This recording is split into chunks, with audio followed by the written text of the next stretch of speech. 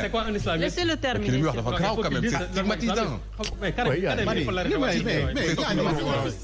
Mais c'est quoi un islamiste? Mais non. C'est quoi un islamiste? gis nga sëñ Saliou un islamiste. sëñ C'est quoi Saliou un islamiste?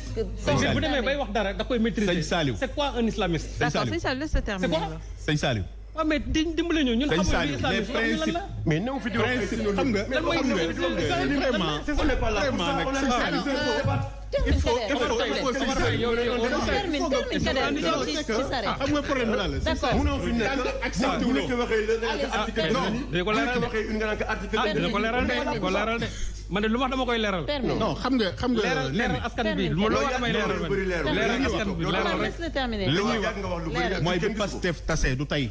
waaw mais lan mooy islamiste la la Pastef tas na depuis ca Adji Sarr coowal Adji Sarr Pastef tas na bu yàgg dañ doon jàppandiku ci lu bari. ci lu bari ci li nga xamante ne ni. moom laa la wax léegi ni idéologie wu ñenn ñi nga xam ni dañoo ñëw gëm na ñoom ak seen comportement religieux seen ay gëm-gëm seen ay idéologie ak li ñu taxawee. am na ci ay yaa ngi tooñ de. waaw mais sëñ Saliou tooñ amu fi. yaa ngi tooñ ñu nekk ci tarixa yi de. yaa ngi leen tooñ de non sëñ Saliou. mais yaa ngi tooñ de samay conviction su ma nee les points. yaa ngi tooñ s'il vous plaît. ki day tooñ waay na bàyyi ñuy tooñ waay. alors yow booy wax nga bëgg ñu bàyyi la mais bàyyi ko si wax. sëñ Saliou waxee ba pare ñeneen sëñ Saliou da ngay perturbé fi mu toll nii. non bilaay da ngay perturbé. non parce que da ngay tooñ tamit Kader. on perd du temps bàyyi ba rek moom dama bañ nga tooñ nit ñi rek dama bañ nga tooñ nit ñi. d'accord Kader pour dire quoi. développé xam nga li ma la bëgg a xamal mooy.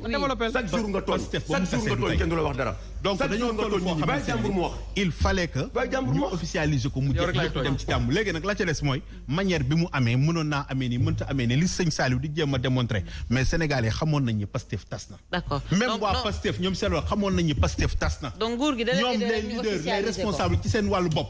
xamoon nañ ni Pastef tas na. d'accord te Ousmane moo leen gënoon xam ne Pastef tas na soo gisee coow li bariwul ci seen biir mooy xam nañ ni ñoom seen wàllu existé tuñu. très bien alors nangul loolu. Sare nangu naa ko kay vraiment nangu naa ko de. alors vraiment Pastef également qui vient de nous rejoindre sur le plateau.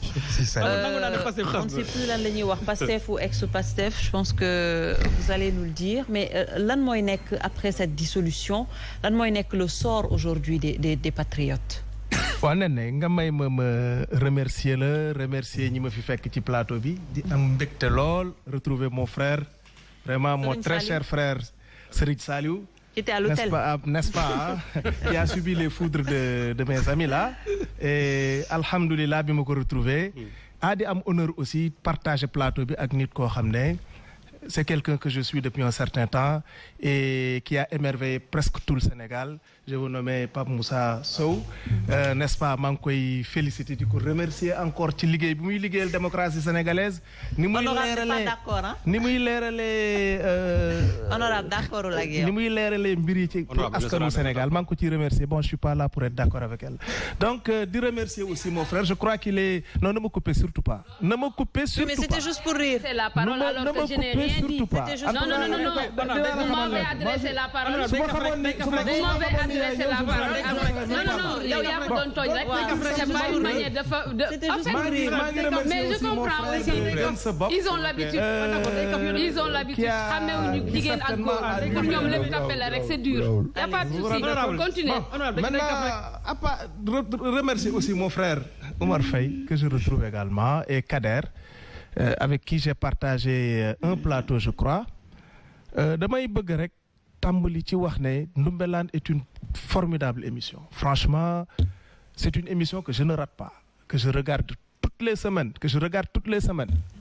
waaye nag attention il y a des choses il faut revoir parce que quand même boo bëggee sa plateau am benn niveau bi il y a des chroniqueurs il faut plus les mettre ici quand un chroniqueur va du coq à l'âne am ñu koy soutenir ci loolu mais ça rabaisse le niveau de votre émission. Oui, mais... et donc bon écoutez c'était juste une parenthèse. Non, mais... parce que am na yenn yoo xam du ma ko tontu.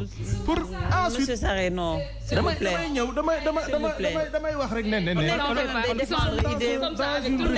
on est s'il vous plaît. Mais vous êtes comme ça. Vous parlez quand même de mes chroniqueurs. D'accord. Je m'adresse à vous je vous donne des conseils n'est-ce pas. waxoon naa fi la dernière fois finalement dama newoon naa saa lépp kii mais la générosité. Il faut jamais rabaisser les gens. Jamais. Pendant ces émissions. Non, jamais. Rabaisser ça, jamais. Les gens ne l'accepteront pas. Et ça, on doit le condamner quand même. On est sur le plateau. Non. Ça, c'est pas bon.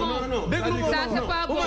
Je m'adresse pas à toi. Mais d'accord, mais c'est pas aux Sénégalais. Alors que chroniqueur bi nga xam ne il est de Pastef mu koy jël di ko yëkkati. Pas Moussa, qu'est-ce qu'il a fait dans ce pays-là? Certainement. Lan la fi def. Loolu gis nga nit da ngay am générosité. Su nit xamul nga jéem ko xamal. Mais pas nga naan kan xamoo ba waroo teg. Non, loolu baaxul. Loolu baaxul man loolu mënuma ko supporter. D'accord. Tu as vu la façon dont on m'a attaqué depuis bi ma ñëwee. Non. D'islamiste, etc. Ça repousse pas l'éponge. Il a suffi que ma wax nit ñi bëgg ma attaquer. Bon, c'est pas important. Je disais Néné, nous sommes dans une république qu'il faut forcément refonder. Gis nga république bi dañ ko war a tëggaat. Loi yi ñi ngi soog a xam ne dafa bëri loi yoo xam ne baaxuñu ci réew mi. Peut-être parce que ñi ko doon appliquer avant c'était des gens qui étaient au-dessus de la mêlée. C'était des gens qui appliquaient ces lois-là de façon très intelligente.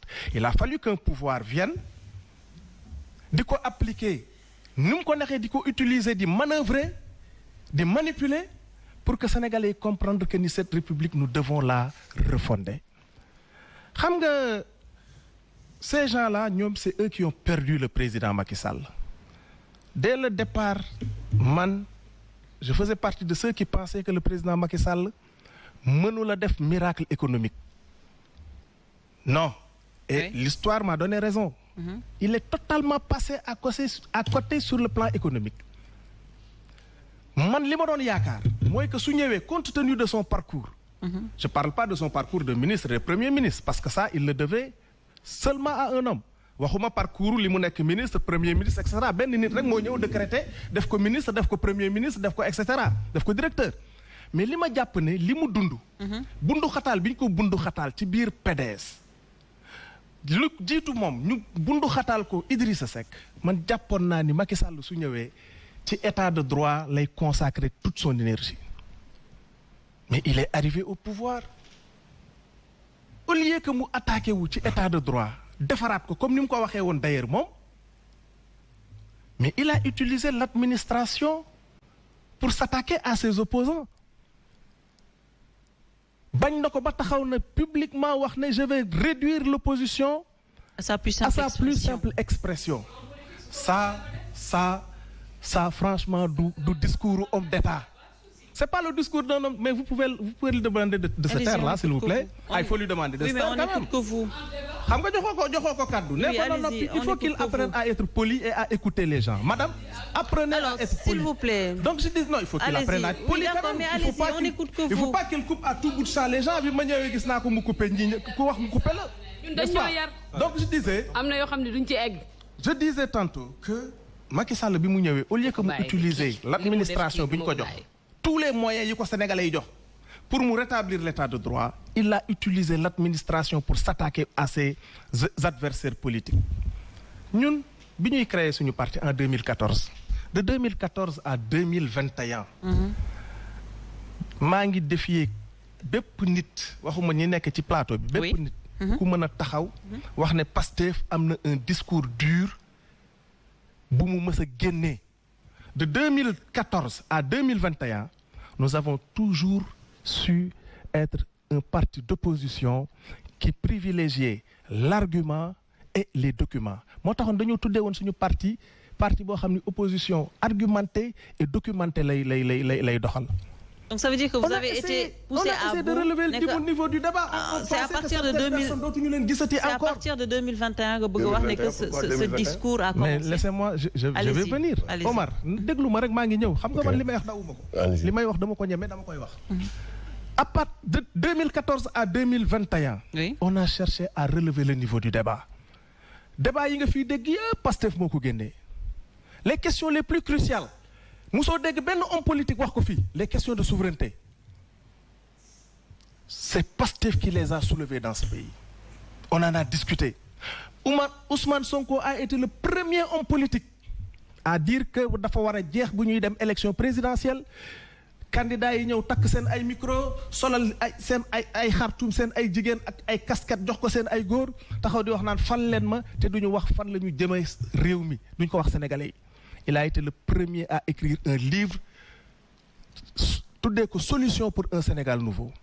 Ce livre-là, c'est un livre vision. Et nous nous adossons chaque fois sur ce livre-là pour écrire nos programmes. Les programmes évoluent. waaye am na au moins fenn foo xam ne foofu la programme yi di adossé wu. D'accord. Quel a été le déclic alors? léegi au lieu que président Macky Sall considérait Pastef comme un trésor de la scène politique du Sénégal, en 2019, quand il a vu émerger cet homme qu'est Ousmane Sonko avec près de 700 000 voix jóge 33 000 voix ñëw 700 000 voix en un rien de temps. Au lieu que mu jàpp Pastef comme un trésor parce que relevant le niveau des débats, oui, le président Macky Sall s'est mis dans la tête qu'il devait éliminer cet adversaire-là. Voilà pourquoi dès 2020, au soir de notre appel bi ñu wootee nemmeeku tour ñu am plus de 126 millions ci benn guddi. Le ministre, ce fameux ministre de l'Intérieur là, s'est permis de sortir un communiqué à 3 heures du matin pour menacer Pastef de dissolution. Parce que des Sénégalais se sont cotisés pour la première fois. Pour la première fois, un parti politique au Sénégal woo ay militants ne leen financé leen ma. D'accord. Li ñu xam fii Sénégal xam nga mooy lan. Homme politique yi ñooy ñëw di détourner xaalis di ñëw di financer seen ay clients politiques. Pastef pour la première fois indi innovation boobu ça a fait peur au pouvoir ñu commencé nag acharnement yi commencé et ñu résister. Quand on a résisté à cette tentative de dissolution, on nous a sorti ce complot sordide, salace, que personne ne peut expliquer. L'affaire Ousmane Sonko mooy l'affaire Sweet Beauté. Pendant 3 ans on nous a tympanisé ñëw naa fii émission ne leen il faut arrêter ce débat-là parce que ce débat ne doit pas warul préoccuper sénégalais yi. Sénégalais yi li ñu soxla mooy naka la ñuy def ba réduire, je dis bien, réduire la pauvreté à sa plus simple expression. Alors malheureusement, il y a eu l'affaire Sweet Beauté. Mais après, il y a eu l'affaire Mame Mbaye Niang. Justement, les choses se sont succédé. Il y a eu justement cet acharnement-là. On a créé ce complot-là en 2021. C'est à partir de cette date-là que, légitimement, le leader de Pastef, Ousmane Sonko, se sentant visé. Ndax ku gis ndobin rey sa maam nag boo gisee lu ñuul da ngay daw. D'accord. N'est-ce pas?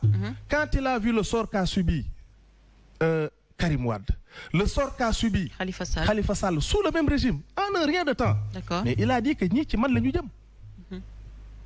Alors c'est à partir de ce moment-là qu'il a décidé de résister.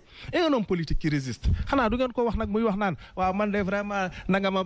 Non, c'est pas comme ça qu'il doit parler. Il doit parler à la mesure de l'acharnement qu'il subit par son adversaire. Looloo tax ce discours s'est durci. Et de façon très logique, Sénégalais yëpp comprendre nañu pourquoi ce discours s'est durci.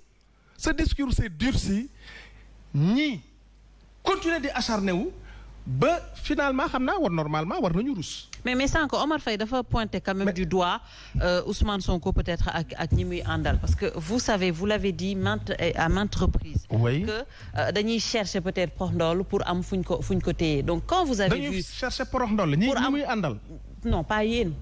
État du Sénégal. Oui. Pour am peut-être fu ñu jàpp Ousmane Sonko. Mais quand vous avez vu aujourd'hui loolu yëpp am vous avez vu un discours qui se durcit, mais est-ce que jotul woon tamit ngeen ñëw wax ak moom carrément pour peut-être mu bañ a durcir le ton autant parce que quand même président de la République dina ma rey que loolu c'était quand même fort. Mais lan la fi Ousmane wax lu fi homme politique waxul lan la fi wax lu fi homme politique waxul. On a vu Macky Sall en 2011 li mu wax moo gën a grave nañu génneewaat vidéo yi Macky Sall wax vidéo yi sax ñu ngi daw ci réseaux sociaux yi ñëpp gis nañ ko li fi Macky Sall wax Ousmane du wax genn wàll gi te Ousmane et puis Ousmane ay conditions non attention Ousmane ay conditions il commence toujours par si qui est une condition qui est une conjonction comment ça s'appelle c'est quelle conjonction de subordination n'est-ce pas?